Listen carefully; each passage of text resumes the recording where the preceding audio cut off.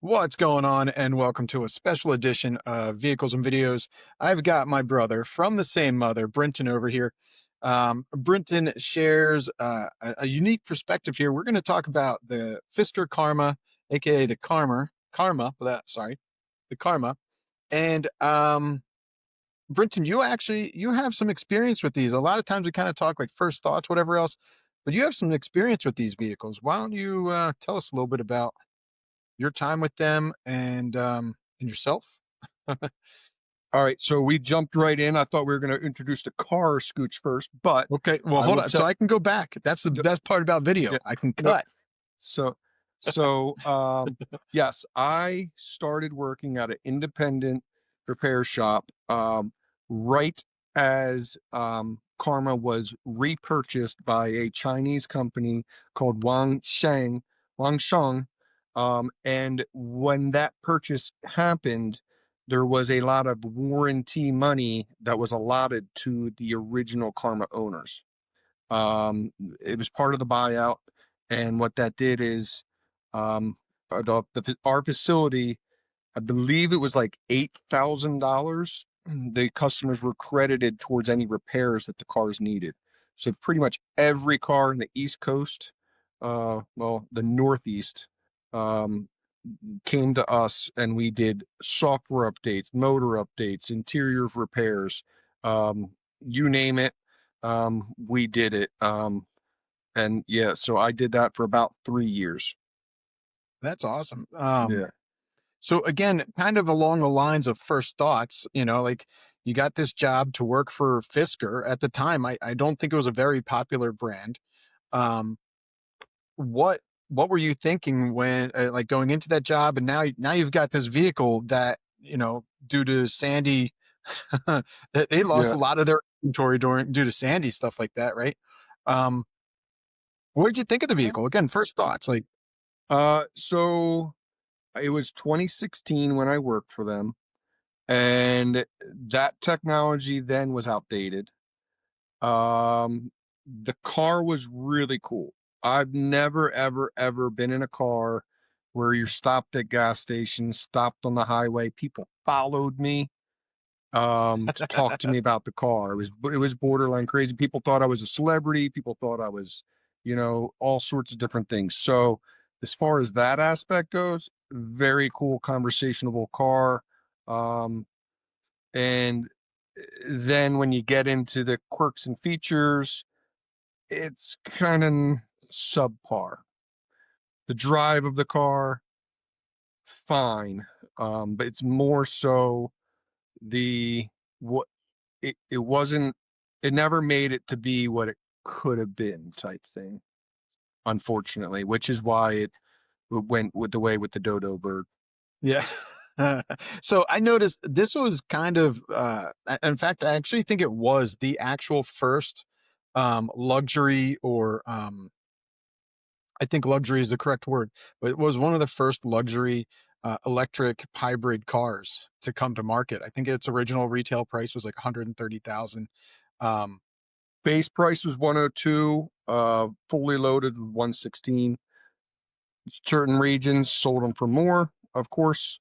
There was the signature edition. I didn't get the price on that. I think the signature edition was maybe right around 130. Yeah. yeah, give it, it's still not the price of a Prius, right? A Prius about that Yeah. time was probably like Yeah. 37,000, Yeah. right? And And that that's and it was a one model year only in 2012. So I don't know what 2012 money is equivalent to today, but probably closer to 150, 160, yeah, maybe even, good to point. be honest. Yeah. Yeah, but like, so I've seen a couple of them. I stopped by your shop when you were working for the off-branding company, which is again unique in itself, in that it's not like you went to a Ford dealership or a Tesla dealership or a Toyota slash Prius dealership to get your car worked on. There wasn't a Fisker dealership, really, was there? So they No, had to they no. had to have all these independent contractors that were licensed to do all of this work, right? It's my understanding that there was three of them in America. There was one in California, one in Miami, Florida, or right in the outskirts of Miami, and then us. Well, I say us, it was small shop. Joe Ferrante, Evolution Motorsports, was the is the owner. Current still does it. Nice. Very very good guy, extremely knowledgeable. Um, and yeah, that was it. That we were the only players in the game. As we're talking about this, I realized, didn't they? I mean, you got pretty comfortable. I think your forte as a mechanic has always been like tracking down electrical problems. I think that's what, in conversations I've had with you, that's what you've kind of said. But you got an opportunity to actually go to China and work on I one of these, did, didn't yeah, you? yeah, yep. I did. I went to China. I think including the time change and layovers and all that stuff, it's like 30 hours to get there. Um, and yeah, I went Wow. to China to fix. They had three karmas that were all gathered in a port city of Tianjin. And believe it or not, only two owners wanted to pay for me. So there was a third one there that was broken that I didn't even touch. So weird scenario. They didn't want to contribute to the expense of fixing it. It was bricked. It didn't run, but I fixed two of them, and the third owner didn't want anything to do with it. Yeah, but that's still pretty crazy that, again, there's not that many options to get your car repaired, and that and Yeah. and at that point it was cheaper for these two or three Chinese owners to fly Yeah. you out from America Oh yeah. to I mean, repair they the pretty car. much they had no there was I guess there was another person in Germany that was entertaining the idea. It's my Mhm. understanding. But no, ultimately it was me that went over there. Yeah, it was And I like think software. It was all software and very basic stuff that got the interesting. cars up and running. Yeah. Now, the original Fisker company, I think, was an American company, wasn't it? So yeah, Henrik Fisker, uh hence the name Fisker. Uh he gets credit for doing the BMW Z8. He was in Yeah. charge of that. So if you look at the Z8 and compare that to the way the Fisker looks, and he also did the Aston Martin DB9. Yeah, So once and again, you look honestly, at those three cars and they look quite similar. especially the way it comes over the wheels to the nose, like in that front grill, Correct. right? Yep. Yep. It's like, oh, yep, there you Yeah. go. Yeah. Yeah. So technically, yes. To answer your question, is an American company, but the cars were made by a company called Valmet in Finland. Right. So they were all, there was about 2,400, 2,800, 2,400 of them built, total. So that was it And for the then, I world. mean, it Yeah. was a shame because in 2000 and well, in 2008, I think is when Sandy was, but they had a large portion of their inventory destroyed I think it was and like basic. 300. I didn't, Yeah. you can, yeah, it was a few, it was a lot. Yeah. Yeah. I mean, when you only have 2,000 cars, 300 is, is a large portion, right? That is a large number. Yeah. you know, um, and basically, for those people that weren't familiar with Sandy, Sandy was a hurricane that really destroyed a lot of New Jersey, New York. I think it might have even hit as high as Connecticut. Um, the Jersey Shore was like completely washed out, and Fisker at the time had their cars sitting at a port in New Jersey, right? Yeah. So, salt water got to something, um and one car got set on fire. Some stories report it was a Tesla, other stories report it was a Karma, but Elon Musk, I guess, had enough money to sway it that it was not Tesla. And I'm joking a little bit, but at the same time maybe not.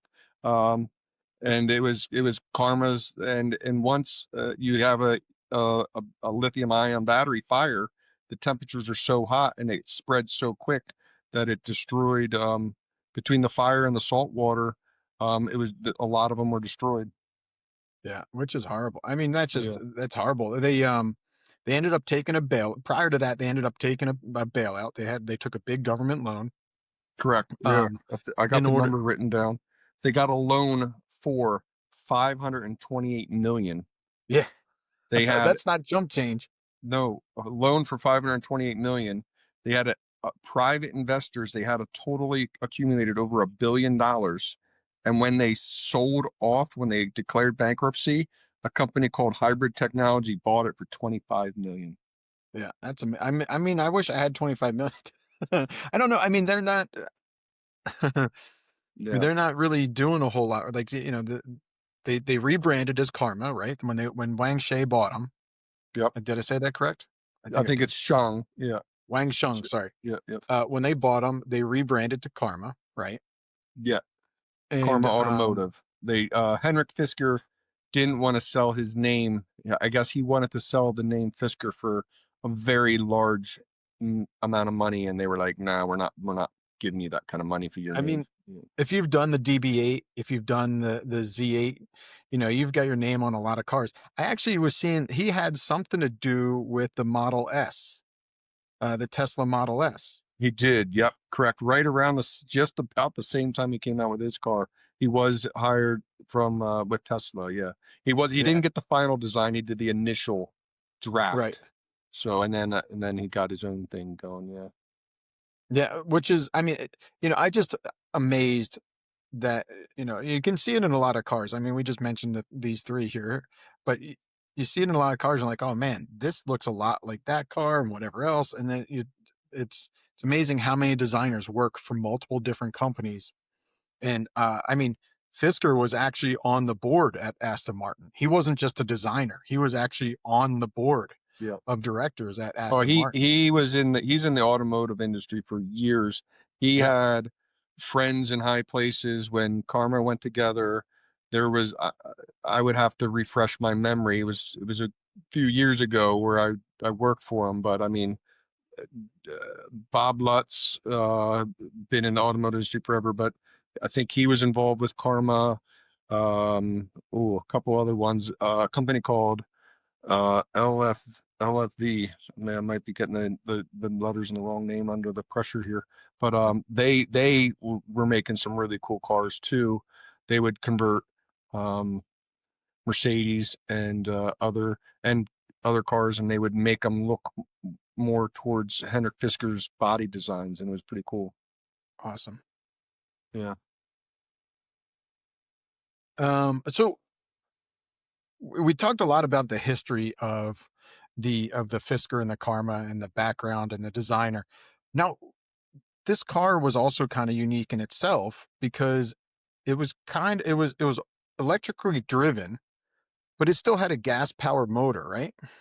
Yes. Um, so this was a hybrid that had no transmission. The traction motors, so there was two traction motors that went to a differential in the rear of the car. Um, the uh, the engine went to essentially the same traction motor, like they were identical looking, but the that engine converted that into a essentially a big alternator, a motor. There's a motor that would create the power to keep the battery maintained. So the gas engine, the internal combustion engine, was a Chevy 2.0 turbo. That was the same engine that they used in like the Pontiac Solstice and the Vibe, or no, not the Vibe, Oh, that makes sense. Yeah. the you know that little convertible thing they had back then. That it was Del the Sol, real no, that the was the Honda. yeah. The Solstice, There you got because there's a Saturn, the the Saturn Solstice. View or Yeah, the Saturn Saturn. whatever that's called. I think Very was it the rare. Saturn Solstice? Let me, We'll have to look that up. But that was it was actually a that cool car little that car. everybody was like, "What is that thing?" Yeah. Yeah. Um, that engine. Overall, all things considered, in the Karma, that was not a weak link for them. Did a couple minor things on the engine, but overall, the engine was not the weak link. Yeah. I mean, it's kind of amazing that they ended up using a four cylinder. I mean, fundamentally, it's a generator, right? Like, what Correct. is, and it It was would turbocharged too, I believe, right? turbocharged. It was designed to run at like 1800, 2000 RPM. So just Mhm. enough that it was kind of like making a buzz, but it wasn't Right. like, it wasn't, you know, too annoying. And the software did allow the engine to kind of rev up a little bit as you're accelerating and stuff too. So it didn't feel too staticky, like it's just holding 1 RPM the whole time. Excuse me. Yeah. The I just thought it was interesting because it was. I mean, that's probably like 120 horsepower motor. 300, almost 300, That motor there itself was 300. Wow. 300. Yep. Um, that's even more amazing. I mean, I guess I'm thinking of like, like a 1.2 liter Volkswagen turbocharged motor. They're Yeah. maybe Yeah. putting No, out 200. they had it Right? tuned. They had it tuned for 300 horsepower. That's I that's mean, awesome. yeah, I don't know. I didn't write it down on my cheat sheet, but yeah, Because in my memory, it was right around the 300 number. gotcha. Because I know what I've discovered is that the electrical motors, motors, right? Because normally you call an electrical motor a motor and a gas powered engine an engine, right? Correct. Yeah. That's the That would be difference, what right? an engineer would say. Yeah. Yeah. But the Fiskers put out 400 horsepower and like 959 foot-pounds of torque, which is Correct. The pretty, torque, the right? torque was That mind blowing. Yeah. that's insane. So, Yeah. I mean, my understanding of an electric car is like torque is instantaneous. There's no torque curve on an electric Mm, car, right? It's right. just Yep. because of how the motor works. It's either there or it's not there. It's on off, right? Yeah. What what was it like to drive that car with that amount of torque, or was So or was there the car was quite heavy. So weight, right? It was like it was it. 5,200 pounds. Yeah, weight was Was it that its much? big Yeah, thing, and then it was a 1 speed differential. So the motors went to one differential.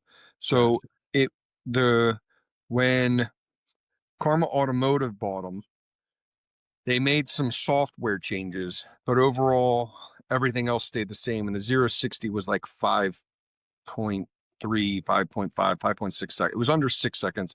It was like literally what a fast Toyota Camry can do it in. Gotcha. So it's not uber impressive, but it is. Um, it does put you in this back in the seat of your pants like an electric car feel does, because there is no gear change or anything like that. And when you hit the gas, you know, you move for that first 100 foot. Yeah. Yeah, I mean, I guess the other thing too is like when you rev up a car, when you accelerate, right, and you push down on the gas pedal, you start to hear the revs climb, and it's like, like Yeah. you can judge by how the revs climb how much you're accelerating. But on an electric vehicle, when there's not that sense, it's like it's a little bit more by memory of like this is how much my foot goes You versus how fast I you go. do get electric motor noise. There is noise in the Right, drivetrain. It almost has it's a below a whirring, right?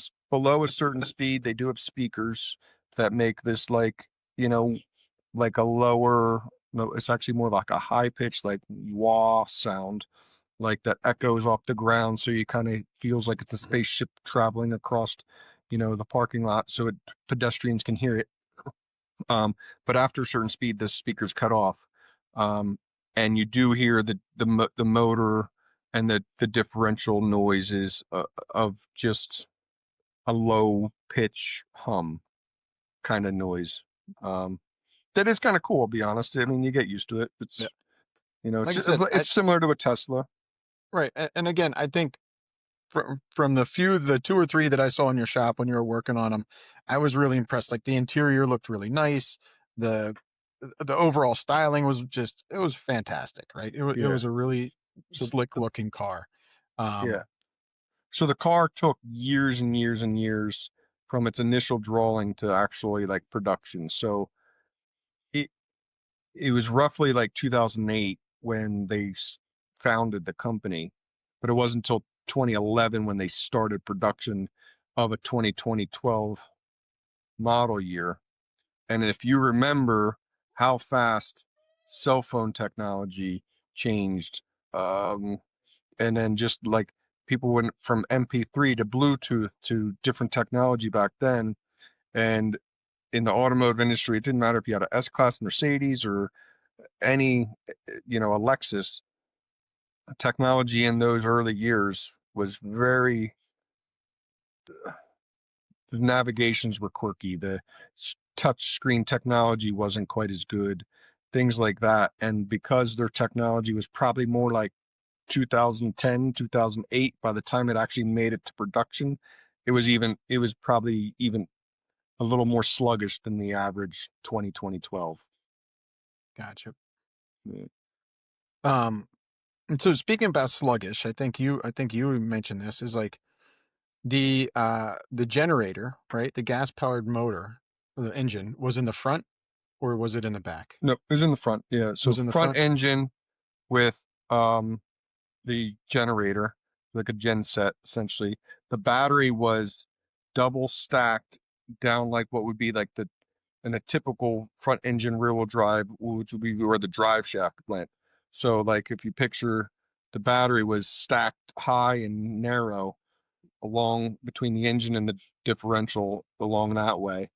And then in the rear, it had independent rear suspension with two motors, and each they did have drive shafts, going from the motors of the center of the diff area out to each, knuckle, Right. spindle, whatever you want to call it. And that hits right on to what I was about to say is because people have basically they've LS swapped this car, right?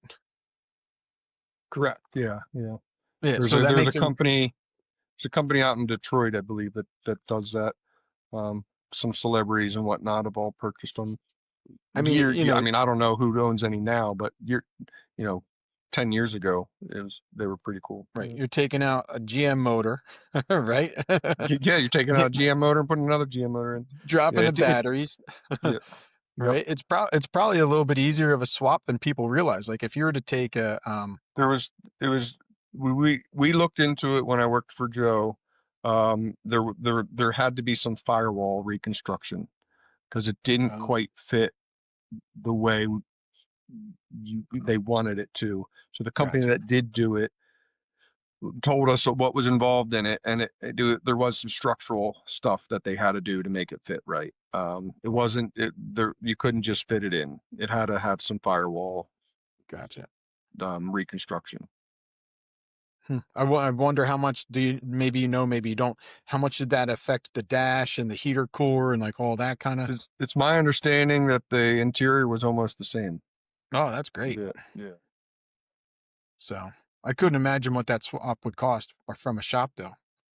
Yeah, I don't know what the swap would cost, but I know they were selling them for like quarter million, so like 250 ish. Wow.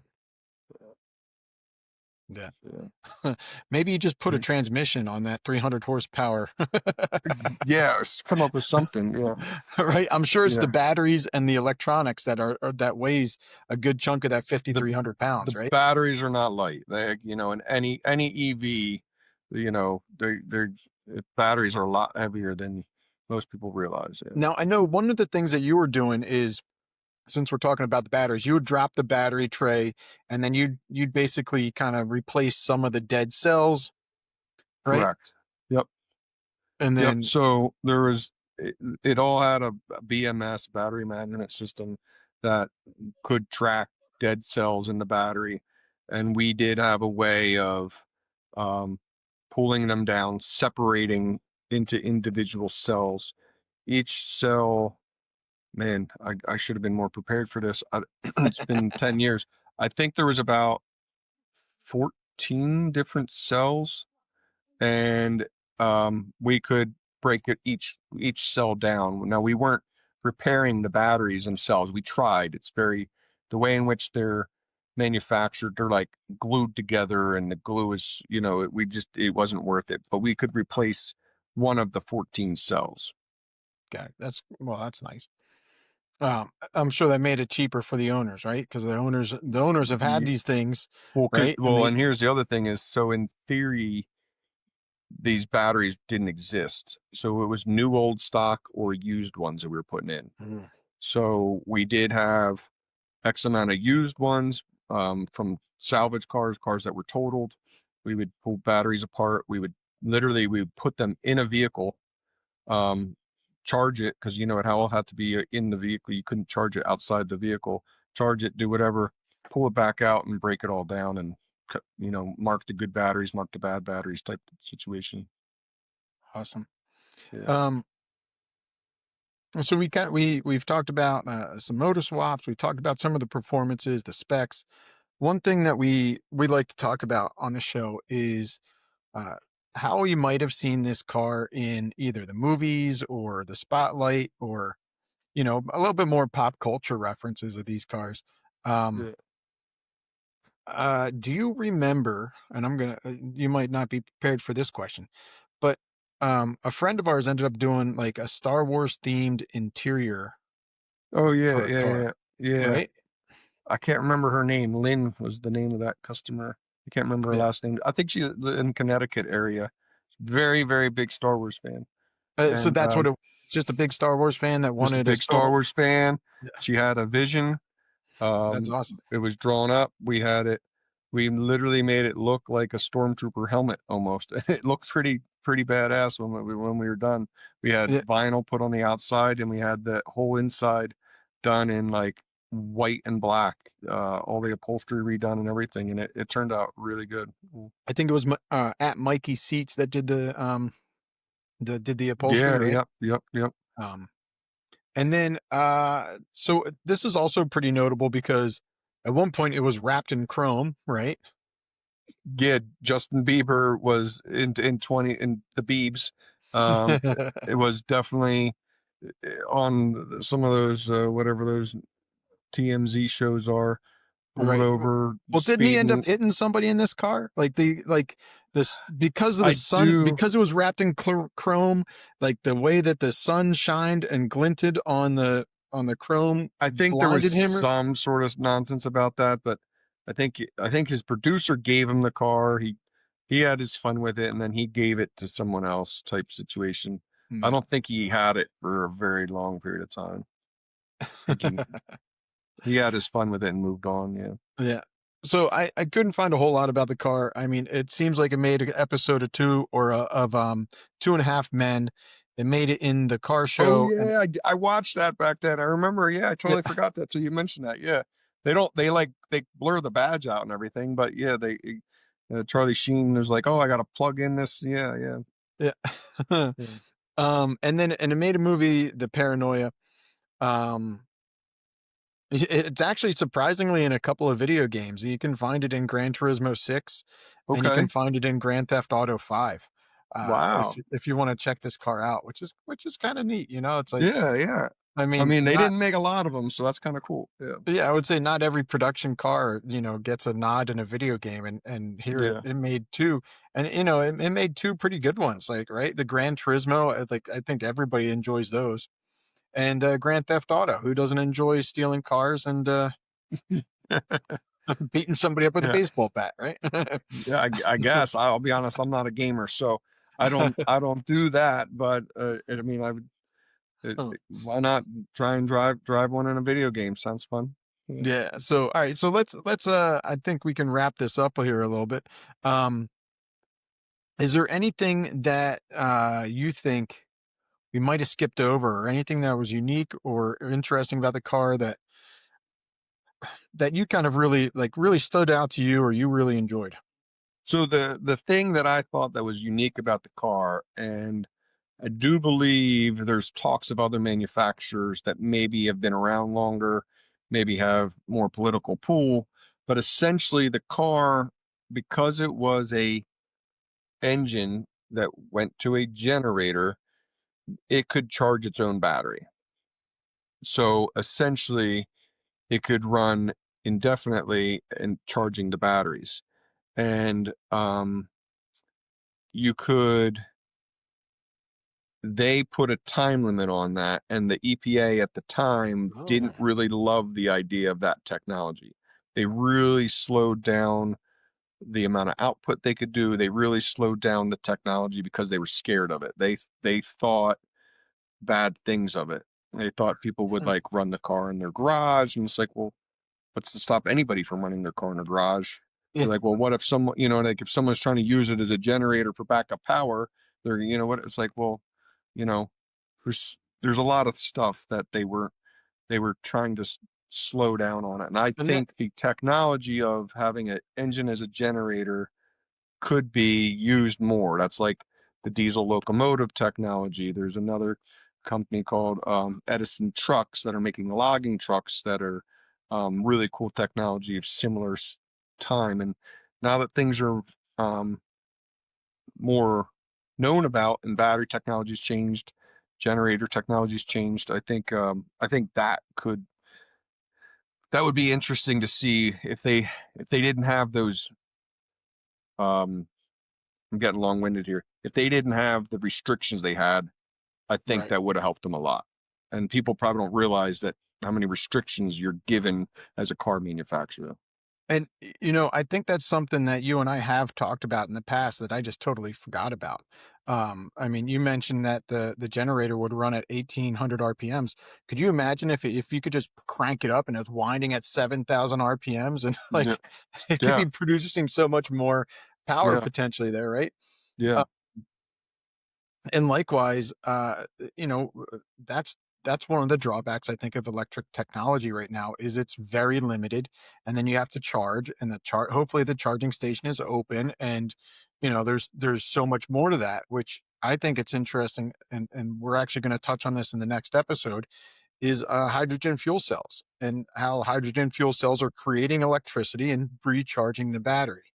Um, so it'd be interesting to, as we dive deeper into that, to find out if maybe there's some restrictions on that, and it can't. It's there. There's a lot of very smart people out there that come up with amazing ideas, and it's a lot of it is kiboshed. I will say that for sure. Yeah, And it's worldwide, not just America. Yeah, gotcha. All right. Well, definitely, I think this was a great little deep dive here. yeah, Again, one of the first, well, the world's first luxury electric vehicle. It was a hybrid. We can't. hybrid. I Yeah, mean, to me, I think of it as electric because it was driven by a motor, right? But it had both, so it's technically a hybrid, right? yeah. I Um, think the range was 32 miles, pure EV. So if you charged right. it, you could drive 32 miles. So it wasn't a and it you could go highway speeds too. So Which is and I don't know. I mean that's weird in itself too. It was probably the weight, right? And like you said, it was a little dated and for the time, it probably didn't have the best technology that for to make it a little bit more efficient than that 32 miles that you just mentioned. yeah. Um, but I mean, it was just a great looking car. I kind of wish we saw more of them on the road today. I don't think anybody really knows what a Fisker or a Karma is right now, right? Like, I can't imagine because like I haven't seen one in quite a while. I know there's a couple not too far from where I live, but yeah, I haven't seen any. yeah, and you've worked on them, Yeah, so you yeah, you know roughly where they're all mm, located on the East Coast. yeah, yeah, yeah, yeah. I do. Yeah. And they're a quirky enough car that no one wants to buy them either because retail value on them is quite low, all things considered. But it's probably going to hold where it is for a very long time. It's probably not going to go down, but I can't imagine it ever really going up in value either. And what would you speculate is the retail value? You talked about it. What do you think Yeah, so I mean, right now? it's I just looked today. You can get one for $20,000 with like 30,000 miles on it. That's not bad. And then I saw one listed for $30,000 and it had 101,000 miles on it. So Hmm.